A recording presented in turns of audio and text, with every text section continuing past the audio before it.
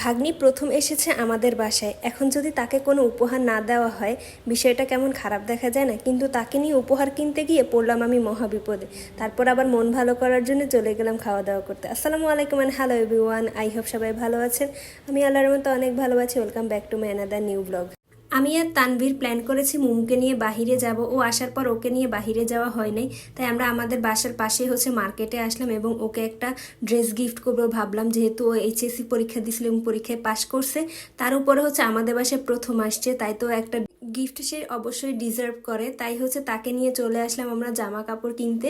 কিন্তু তাকে নিয়ে জামা কিনতে এসে পড়লাম মহা বিপদে।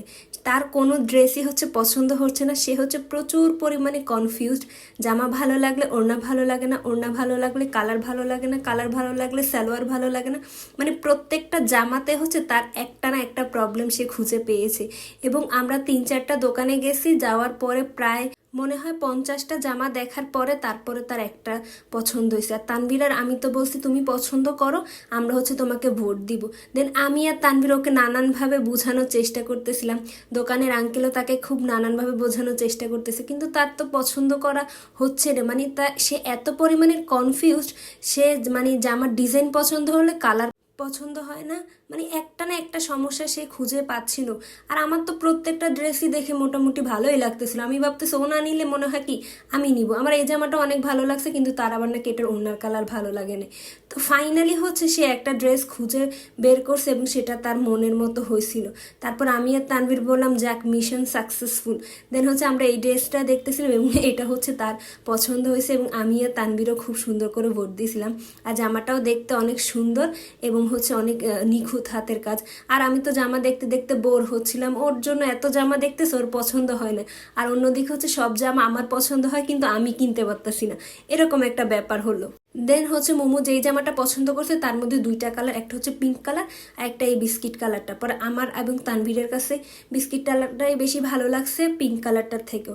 আর সামনাসামনি বিস্কিট কালারটা অনেক বেশি সুন্দর।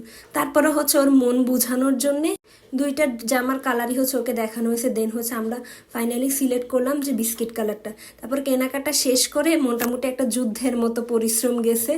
এখন ভাবতেছি যে কিছু না খেলেই না, এখন আমাদের খাওয়া দাওয়া করতেই হবে।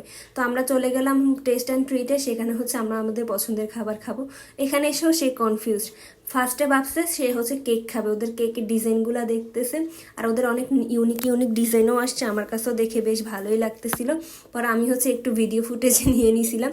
দেন সে বলতেছে না মামি, আমি কেক খাবো না, আমি আইসক্রিম খাবো।